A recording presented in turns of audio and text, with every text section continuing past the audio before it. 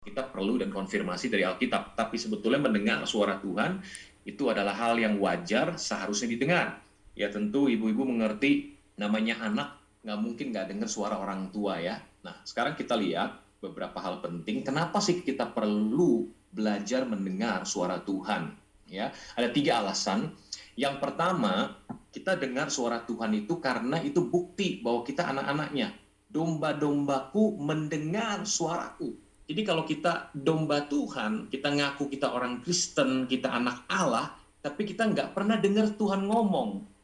Nah ini patut dipertanyakan ya, jangan-jangan sorry ya kita cuma Kristen KTP, atau mungkin kita selama ini memang nggak pernah diajar bagaimana cara mendengar suara Tuhan. Ya aneh juga kalau kita jadi orang Kristen beberapa puluh tahun, terus selama ini kita hidup dituntun sama suara siapa dong? Jangan-jangan cuma keputusan-keputusan kita yang asal kita ambil aja gitu selama ini, atau dipertimbangkan secara logika saja. Jangan-jangan kekristenan kita begitu ya. That's why yang pertama adalah alasannya kita perlu dengar suara Tuhan, itu bukti bahwa Anda dan saya adalah anak-anak Tuhan ya. Nah, kemudian yang kedua, alasan kedua itu melindungi kita dari bahaya ya, ibu-ibu. Kalau ibu-ibu baca di kitab Ayub, seringkali Tuhan itu membuka telinga seseorang untuk mencegahnya dari perbuatan dosa, mencegahnya dari kesombongan, dari kejatuhan, bahkan mencegah seseorang masuk ke liang kubur, Alkitab bilang begitu ya. Jadi Tuhan itu pengen melindungi kita dari bahaya karena kita anak-anaknya. Karena Anda dan saya sangat dikasihi Tuhan. That's why dia pengen buka telinga rohani kita untuk kita bisa dengar suaranya. Alasan yang ketiga, ibu-ibu, kenapa kita perlu belajar dengar suara Tuhan adalah suara Tuhan itu sebetulnya kunci untuk sukses yang sejati. Ya, ada begitu banyak definisi sukses. Tapi kalau sukses sejati itu dari Alkitab, dari suara Tuhan ya. Makanya Yosua 1 ayat 8 kan Tuhan jelas bilang ya, jangan belok kanan atau kiri, dengar suara Tuhan, renungkan itu siang dan malam ya kan, supaya itu menuntun kamu dan membawa kamu pada keberuntungan. Alkitab bilang begitu. Karena kunci sukses sejati rupanya adalah ketika kita dengar-dengaran suara Tuhan. Kalau tanpa suara Tuhan, Anda bisa sukses? Bisa, belum tentu sukses sejati. Artinya gini, sukses yang tidak sejati itu makan waktu Anda dengan keluarga, menghilangkan keharmonisan Anda dengan Tuhan, tetap Anda terikat dengan dosa dan sebagainya. Itu nggak sukses sejati, cuman kaya doang secara finansial, tapi nggak sejati. Tapi kalau kita pengen sukses yang sejati, ya berkat Tuhan lain menjadikan kaya, susah payah tidak menambahinya, ya keharmonisan rumah tangga tetap terpelihara, hubungan intim dengan Tuhan tetap terpelihara, hidup kita juga makin dewasa serupa Yesus. Nah itu sukses yang sejati, ya kekayaan tidak jadi jerat buat kita, tapi jadi berkat buat orang lain juga. Nah itu sukses sejati. Itu alasan ketiga. Kenapa ibu-ibu kita semua perlu belajar dengar suara Tuhan. Nah sekarang pertanyaannya, gimana kita dengar suara Tuhan? Langkah-langkah apa saja? Ada 6 langkah untuk kita belajar dengar suara Tuhan ya. Nah kita memang nggak mungkin praktekin semua langkah langsung pada saat ini ya kan Ibu Tirsa kan kemarin kalau bisa dipraktekin oke, paling 3 langkah kita praktekin ya Ibu ya. Tapi kalau 6 langkah itu nggak mungkin karena prosesnya panjang untuk kita betul-betul konfirmasi dengar suara Tuhan. Yang pertama itu berserah. Ya, nah ibu-ibu perlu mengerti soal berserah ini. Kita lihat dari kehidupan Musa. Ibu-ibu bisa paham ya, Musa itu ngalamin 40 tahun sekolah di Firaun di Mesir. Di sini dia belajar jadi somebody, belajar dari seseorang yang wow dengan ilmu teknologi tertinggi di zamannya. 40 tahun pertama Musa menguasai jadi seseorang, jadi somebody. Tapi sekolah Musa yang kedua adalah 40 tahun berikutnya di padang gurun. Di situ dia belajar yang namanya berserah. Jadi nobody, saudara. Ya, yang pertama dia belajar jadi somebody, yang kedua dia jadi nobody. Dia belajar berserah di padang gurun. Ya kan? Ya, ibu-ibu ngerti ya? Nah, pada saat dia belajar berserah itu nanti saya akan ceritakan kenapa poin berserah ini penting ya. Apa yang Tuhan ajar lewat poin berserah itu. Tapi 40 tahun ketiga dia belajar lagi jadi somebody. Tapi somebody yang udah nobody. Artinya somebody in God's eyes. Seseorang yang ada di mata Tuhan. Tadinya somebody in human eyes, di mata manusia hebat, ya kan? Tapi setelah dia belajar jadi nobody, baru Tuhan angkat lagi jadi somebody di mata Tuhan, pahlawannya Tuhan. Betul ya? Dia membebaskan Israel di 40 tahun 3 sampai dia mati umur 120 dalam keadaan kekuatannya masih hebat, ya kan, matanya juga masih hebat, ya kan, tidak ada kesehatan yang merosot, dan dia cuma dipanggil pulang sama Tuhan, bahkan mayatnya diperebutkan antara malaikat dengan iblis, ya kan. Nah, ketika di tahap 40 tahun kedua jadi nobody, ini tahap terpenting. Di situ ada ilustrasi yang Alkitab ceritakan bagaimana tongkatnya Musa, apa yang ada, bilang gitu, apa yang ada di tangan kamu, Tuhan bilang ini tongkat. Tongkat itu disuruh lemparkan ke tanah. Betul ya teman-teman nih, Bu-ibu. Waktu tongkat itu dilempar ke tanah, jadi apa? Jadi ular. Betul ya, Bu-ibu ya. Kemudian waktu dia pegang ular itu kembali menjadi apa? Menjadi tongkat. Nah, ini ada makna rohani di sini dari kata berserah ini. Poin pertama kalau kita pengen belajar dengar suara Tuhan ya. Tongkat itu mewakili 3 hal ya, ibu-ibu. Yang pertama, identitasnya Musa, identitas kita. Tongkat gembala berarti dia seorang penggembala. Betul ya? Tadinya pangeran Mesir yang hebat, somebody jadi nobody. Jadi penggembala. Penggembala itu bagi orang Mesir itu pekerjaan yang paling jelek, paling butut, paling rendah. Itu identitas kita. Artinya tongkat, identitas harus diserahkan. Ya, dilempar, diserahkan. Yang kedua, tongkat itu bicara soal apa? Penghidupan seseorang, nafkah. Ya kan? Karena tongkat ini, tongkat gembala, berarti gini, menunjukkan pekerjaan mencari nafkah dia lewat penggembalaan, lewat tongkat ini. Artinya finansial kita, keuangan kita, karir kita, sumber-sumber keuangan, penghidupan kita, nafkah kita juga harus diserahkan. Bicara soal dengar suara Tuhan yang murni loh ya. Diserahkan juga. Yang ketiga, tongkat bicara soal apa? Pengaruh otoritas. Itu juga harus diserahkan. Makanya pada saat Musa meletakkan tongkat itu menjadi hidup. Artinya jadi ular itu jadi hidup. Ya, ingat ya, ular nggak selalu bicara soal setan atau negatif ya. Pernah juga ular dipakai Tuhan, tongkat Musa, siapa yang memandang ular itu menjadi sembuh, betul ya. Ini lambang hidup sebetulnya ya. Nah, lambang hidup. Kemudian yang terjadi ketika kita nggak menyerahkan hidup kita, otoritas kita, tadi pengaruh kita, finansial kita, identitas kita nggak diserahkan, maka yang terjadi adalah seperti ular tadi, dipegang lagi sama Musa, dia hanya mati, jadi tongkat biasa lagi. Nah, ini penting berserah.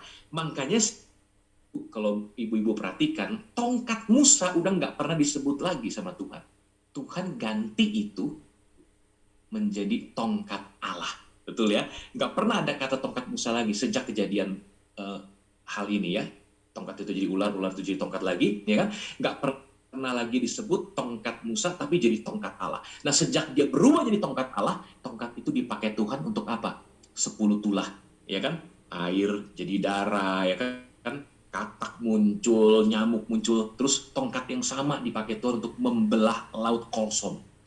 Tongkat yang sama yang tadinya tongkat Musa berubah jadi tongkat Allah ketika dia berserah, dipakai Tuhan juga untuk membelah Laut Merah, dipakai Tuhan juga untuk memukul bukit batu, mengeluarkan air, kasih kehidupan buat 2,5 juta orang Israel. Nah, itu yang terjadi. Pengen belajar dengar suara Tuhan. Apakah kita udah berserah total? Tuhan itu lebih rindu memperdengarkan suaranya bagi kita anak-anaknya daripada kita terlebih rindu untuk mendengar suaranya. Tapi persoalannya kita tuh nggak berserah. Terlalu banyak distraction dalam telinga kita. Terlalu banyak gadget, handphone yang kita dengar, berita yang masuk lewat mata telinga kita. Sehingga waktu Tuhan bicara, kita dalam keadaan nggak fokus, nggak berserah sama dia. Sehingga kita tidak menganggap itu suara Tuhan. Kita nggak bisa tangkap itu. Nah, waktu seseorang berserah Tuhan, whatever you gonna say, apapun yang kau mau katakan, aku siap, aku siap. Mau itu suara Tuhan kelihatan yang negatif buat kita, jelek, nggak menyenangkan telinga kita. Itulah suara Tuhan. Bisa jadi seperti itu, kita siap nggak untuk berserah? Kadang-kadang kita nggak mau, makanya Tuhan nggak bisa ngomong, atau dia ngomong kita nggak bisa dengar, karena kitanya yang berontak, nggak mau berserah. Ya, jadi poin number 1 adalah berserah. Nomor 2, langkah kedua, kita mesti adakan waktu menyendiri. Ya, ini semua dari nomor 2 sampai 6, nanti Habakuk 2 ayat 1 sampai 2, ayat 1 sampai 3 semuanya ya. Kita berdiri di tempat pengintaian. Ya, tentu ibu tahu ya, dalam masa peperangan yang terjadi adalah ini. Banyak orang jadi tentara dipakai sebagai di menara jaga, dia mesti sendirian supaya dia nggak dengar hiruk pikuk, dia bisa tangkap musuh ini gerak kemana. Ya, ini bicara soal berjaga-jaga. Nah, ini butuh waktu di solitary place. Kita lihat Tuhan Yesus sendiri sering pagi-pagi benar dia bangun mencari tempat yang sunyi, dia menyendiri. Kenapa? Karena terlalu banyak distraction di telinga kita, di mata kita, ya. Nah, makanya waktu kita pengen belajar dengan suara Tuhan, poin kedua ini adalah kita mesti teduhkan hati kita dulu. Salah satunya lewat tempat yang teduh. Makanya namanya saat teduh, ya. Bukan saat hiruk pikuk, hingar-bingar. Walaupun Tuhan bisa bicara di mana saja, kapan saja, lewat apa saja. Tapi kita bicara soal melatih, ya ini ya, melatih untuk lebih memudahkan kita. Poin 2 adalah, ayo kita belajar menyendiri, teduhkan hati, tenangkan, ya kan? Dan di situ kita akan mulai masuk ke langkah yang ketiga, ibu-ibu, yaitu kita menanti-nantikan. Nah, menanti-nantikan ini adalah poin yang sangat membosankan. Nanti 3 poin ini kita akan coba lakukan. Yang mudah-mudahan ketika menanti-nantikan Anda menangkap sesuatu dari Tuhan, ya. Nah, Mazmur 46 ayat 10 bilang gini, diamlah, be still, dan ketahuilah bahwa akulah Tuhan. Rupanya menanti-nantikan itu hal yang sangat penting untuk kita mengenal. Kata mengetahui itu epiginosko. Bagaimana kita bisa mengenal Tuhan, mengenal suara Tuhan, kalau kita nggak diam. Nah, ini dia pentingnya. Diamlah dan ketahuilah bahwa akulah Tuhan. Tapi ini semua terkait dengan poin 1 dan 2 ya. Bukan tiba-tiba kita diam.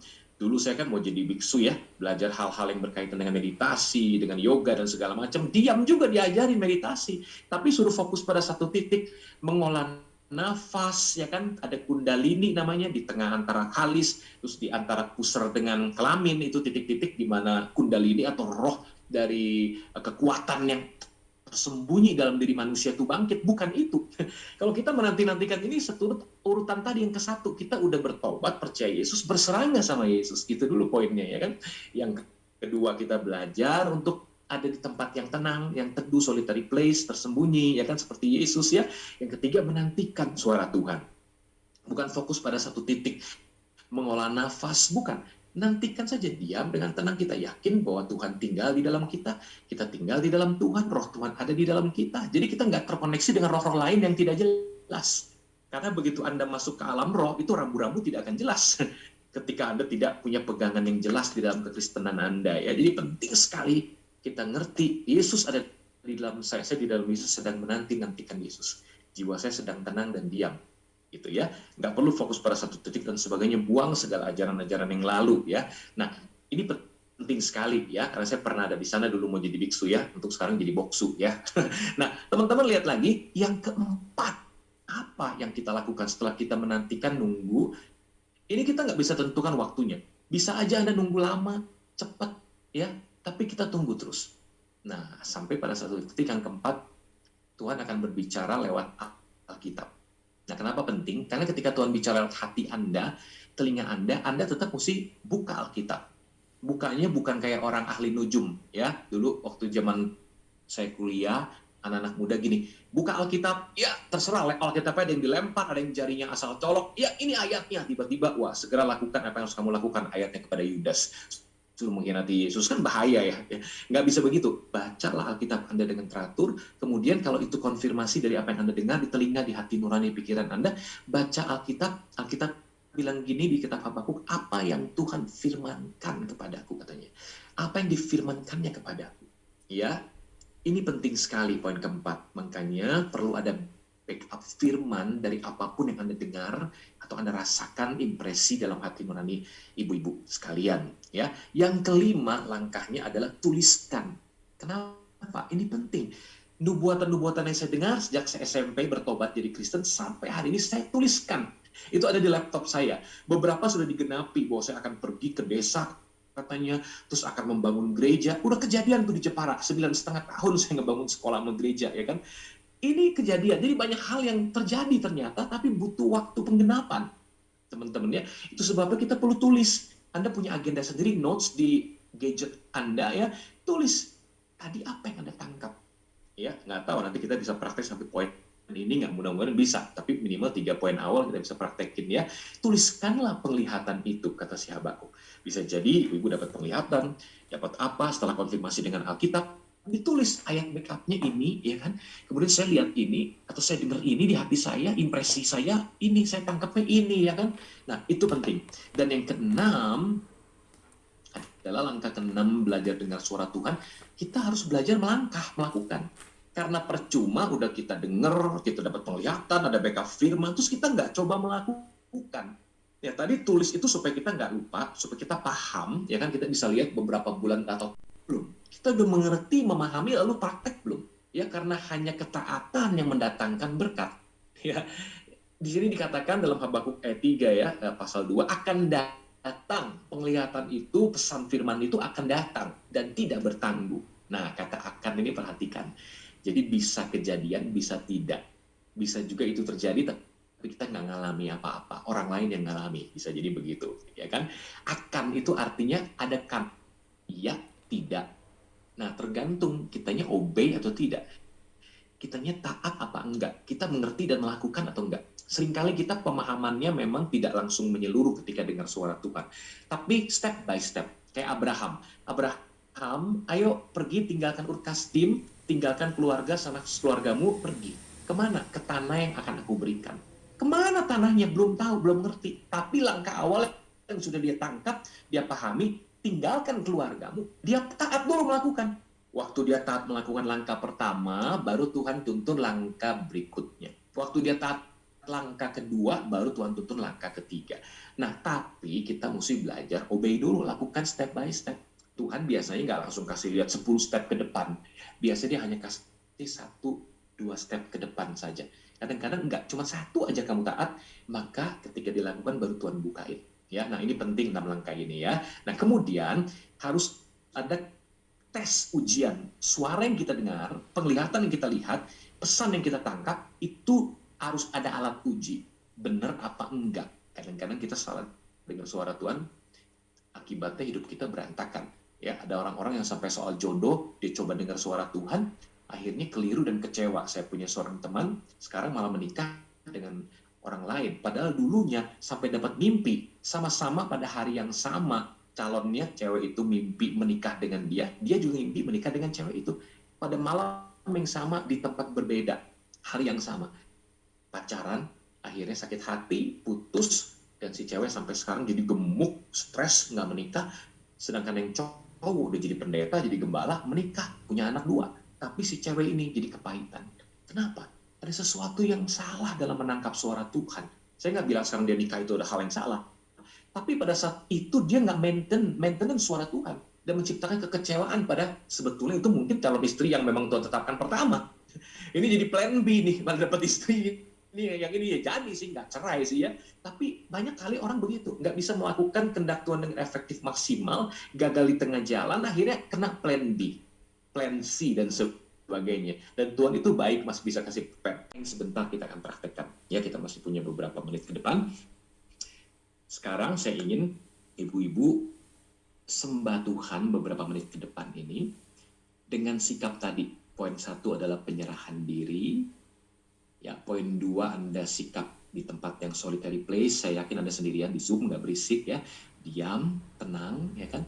Kemudian nanti momen-momen itu pakai untuk menantikan pesan Tuhan apa yang ibu-ibu dapatkan, tangkap di hati dan pikiran kita. Ketika kita nanti nyembah Tuhan sebentar, beberapa menit ke depannya, dan Anda diam, tenang, apa yang Tuhan bicara sama hati ibu-ibu. Kemudian nanti Anda boleh unmute, ceritakan sama saya.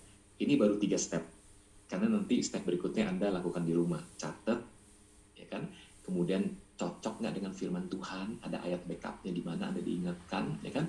Kemudian nanti Anda bisa mulai mengerti, mempelajari, dan mempraktekkannya. Nah, kenapa perlu catat? Karena Anda perlu ingat kira-kira kapan hal tersebut akan digenapi kalau itu berupa janji Tuhan. Ya kan? Oke, kita akan praktek ya Ibu-ibu ya. Ya, kita sembah Tuhan sebentar ya.